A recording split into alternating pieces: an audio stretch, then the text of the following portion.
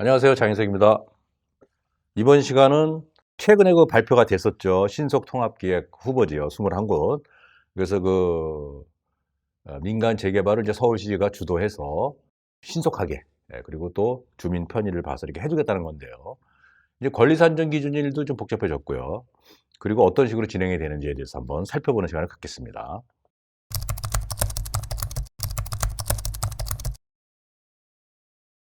우선 신속통합기획이라는 건 뭐냐면 정비계획 수립 단계에서 서울시가 공공성과 사업성의 균형을 이룬 가이드라인을 제시하고요. 신속한 사업 추진을 지원하는 공공지원계획입니다. 조합이 자체적으로 정비 계획을 수립해서 정비 구역을 지정해가지고 이 진행하는 게 굉장히 전문적이고 또 쉽지가 않죠. 또 여러 가지 변수가 있고 주민들의 동의를 이루어내는 것도 만만치 않고요. 그대로 이렇게 자율적으로 맡기면 너무 시간이 오래 걸려서 주거 환경 개선이 이제 빨리 안 되기 때문에 그것을 서울시가 편의를 봐주면서 신속하게 이렇게 도와주겠다. 이런 이제 재개발이죠. 예. 그 재개발 절차를 간소화해서 지구지정까지 통상 5년 이상 걸리던 것을 2년 이내로 단축하겠다는 거죠. 원래 지구 단위 계획을 수립하는 게 원래 시간이 많이 걸립니다. 의회도 통과해야 되고. 이번에 선정된 후보지의 경우에는 2022년 초에 정비계획 수립에 착수하고요. 2023년부터 순차적으로 구역 지정을 하겠다. 이런 얘기입니다. 자, 오세훈 서울시장은 2021년 보궐선거에서 당선된 후 재개발 관련해서 다음에 6가지를 발표했는데 신속통합기획 재개발은 구체적인 실행 방안인 셈입니다. 자, 첫 번째는 주거정비지수제를 폐지하겠다. 이거 주거정비지수제에 이거에 이제 점수가 안 되면 재개발을 못 하거든요. 이걸 폐지하겠다 이거죠. 자, 공공기획을 통한 구역 지정을 해서 기간을 단축하고 지원하겠다. 주민동의율을 간소화하고 명확하게 하겠다. 재개발 해제구역 신규 지정을 활성화하겠다. 한번 해제된 데를 다시 하기가 이제 어려워졌는데 이게 좀 활성화시키겠다는 거죠. 어차피 서울은 오래된 도시이기 때문에 재개발을 해야 되는 곳이 사실 상당히 많이 있죠. 그렇지 않으면 이제 굉장히 치안 문제도 발생하고요. 또 주민들의 삶이 열악해지기 때문에 이 정부와 관공서가 주거 환경 개선을 해야 되거든요. 도시계획이라면서. 제2종 7총 일반 주거지역의 규제를 완화하겠다. 또 매년 재개발구역 공모를 추진하겠다. 이런 걸 발표했죠. 핵심을 정리하면은 한마디로 재개발 절차를 간소화해서 지구지정까지 통상 5년 이상 걸리던 것을 2년 이내로 단축한다는 거예요.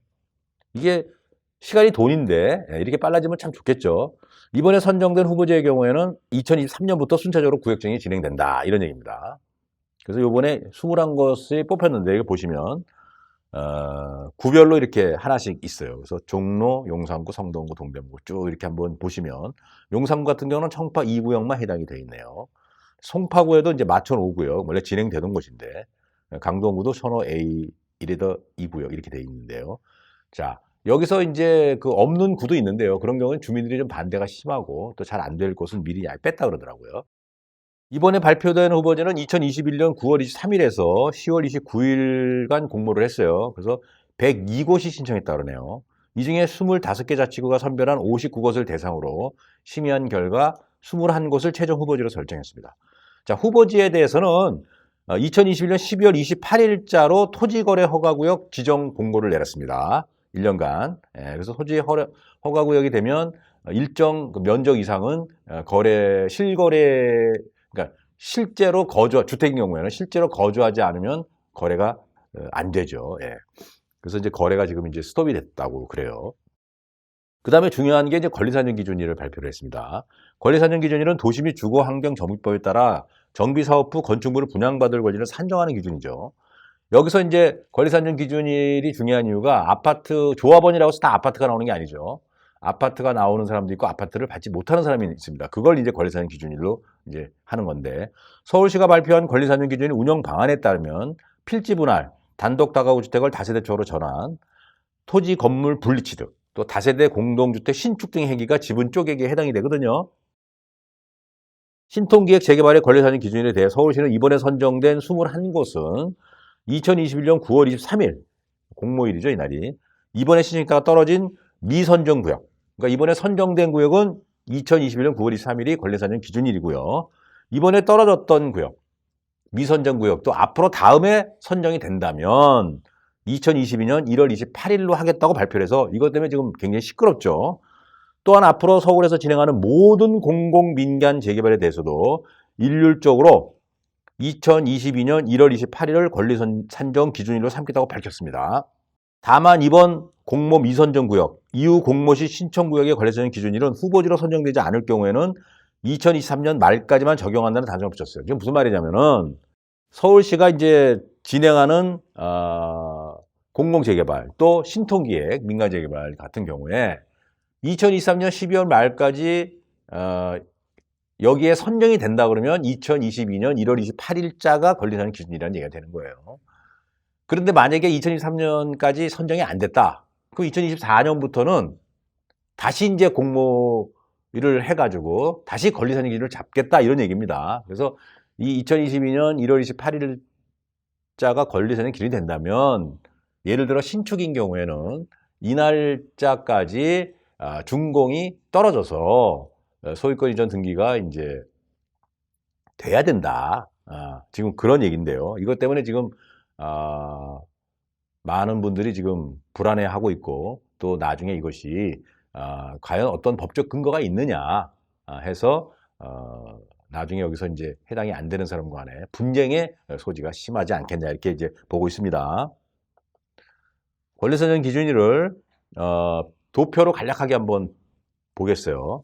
자, 이번에 민간 공모를 했죠. 그래서 선정구역과 미선정구역이 있는데, 자, 선정구역인 경우에는 권리산정 기준일이 2021년 9월 23일이라고 아까 말씀드렸죠. 자, 미선정구역은 2022년 1월 28일로 하겠다라고 했습니다.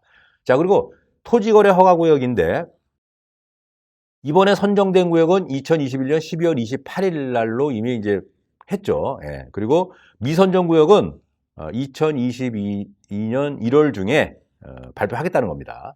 자, 그리고 또 하나 이번에 이제 특이한 사항이 건축허가를 이제 제한을 하겠어, 즉 지분 쪼개기를 방지하겠다는 거죠. 사실은 이걸 먼저 하고 권리산정 기준일을 정해야 돼요. 그렇지 않으면 건축허가는 누가 내줍니까? 관공서가 내주잖아요. 그래서 건축허가를 받아서 정상적인 그 재산권 행사 행위를 했어요. 그래서 분양을 또 이렇게 했습니다. 그런데 갑자기 그 이후에 권리산정 기준이라는 걸 발표해서 어디까지 한 거는 분양권이 있다 없다 이런 식으로 하게 되면 선의의 피해자가 발생할 수 있거든요. 그래서 사실은 건축허가 제한을 먼저 하고 나서 권리산정 기준일을 해야 되는데 이게 지금 거꾸로 돼 있기 때문에 순서가 바뀌었어요. 그래서 이것 때문에 지금 상당한 마찰의 소지가 있다는 것이 이제 여러 전문가들의 의견이죠. 그래서 선정구역은 선정구역이든 미선정구역이든 동시에 2022년 1월 28일 정도에 건축허가 제한을 할 것 같아요. 자, 이렇게 되면 어쨌든 미선정 구역인 경우에는 앞으로 지분 쪼개기는 이제 당분간 못하기 때문에 사업성은 좀 그래도 나빠지는 않겠죠. 예. 자, 그 다음에 이번에 민간 공모에 신청하지 않은 곳은 어떻게 되냐, 앞으로도 권리산정 기준일은 전부 2022년 1월 28일로 하겠다는 거예요. 그리고 토지 허가 구역은 선정일 기준으로 이제 지정하겠다는 얘기고요. 또 건축 허가 제한도 선정일 기준으로 하겠다는 거죠. 그래서 이제 이거 아직도 여기 지금 이번에 신청하지 않은 데는 건축 허가 제한을 못 하기 때문에 또 지분 쪼개기는 여전히 성행할 수 있는 거죠. 예. 문재인 정부 들어서 다양한 유형의 공공재개발 사업이 등장함에 따라서 권리산정 기준일에 대해 헷갈려하는 투자자들이 많습니다. 사실 저도 헷갈리고요. 많은 전문가들이 헷갈리고 있어요. 또 서울시청이나 국토교통부에 문의하면 속 시원하게 대답을 못하죠. 예, 왜 그러냐면 그분들도 굉장히 예민하게 남의 재산이 관련되어 있는 문제이기 때문에 잘못 말했다가는 또 사실 골치 아프잖아요. 그래서 법조항을 그냥 들먹일 수밖에 없는 것이고. 자, 그럼 공문을 보내면 이제 그 공문으로 답이 오는데요. 그 시간이 많이 걸리죠. 예, 그래서 이거 한번 일목요연하게 정리 한번 해보는 거죠. 자, 공공재개발이 2020년 5월 6일 날 발표가 됐어요. 서울 도심의 7만 호 부지를 추가 확보 방안 중에 3년간 4만 호 공고를 목표로 매년 후보지를 공모하는 재개발 사업의 경우 권리산정 기준은 후보지 공모일로 하겠다 이렇게 됐습니다. 그래서 1차 후보지 선정 지역은 2020년 9월 21일이었고요. 2차 후보지 선정 지역은 2021년 12월 30일입니다. 그 다음에 3080 공공주도 도심 공공주택 복합사업 이런 게 있죠. 2021년 2월 4일 날 발표했어요. 2025년까지 서울이 32만 호 포함 전국 대도시에 약 83만 호 주택 공급을 확보한다는 이제 공급 방안인데요. 이것은 도정법이 아닌 공공주택법에 기반의 토지 수용 방식이 가능한 겁니다. 이거 정부나 관공서가 토지를 수용해서 특별 공급권을 주는 방식이죠. 그래서 이거는 권리산정 기준일이 공공주택법 개정안의 국회 의결일은 2021년 6월 29일이 된 거예요. 자, 이날 이후로 물건을 사게 되면 특별 공급권이 없어지는 겁니다. 그래서 여기 이제 거래가 안 되죠. 다만 지분 쪼개기 신축에 대한 경과 조치로 공동주택의 건축 허가를 2021년 2월 4일 이전에 받아서 후보지 선정일 이전까지 분양계약 체결하고 지구 지정까지 소유권 등기 완료하면 우선 분양을 부여하겠다. 그래가지고 지금 조금 이제 숨통을 틔워줬죠. 이거 때문에 현금 청산 될지도 몰라서 굉장히 불안에 따라서 많은 민원이 제기가 됐었는데. 그래서 이건 이제 그래서 다른 지역도 이런 식으로 구제가 좀 이루어지지 않겠냐 이렇게 기대하는 분들 많아요.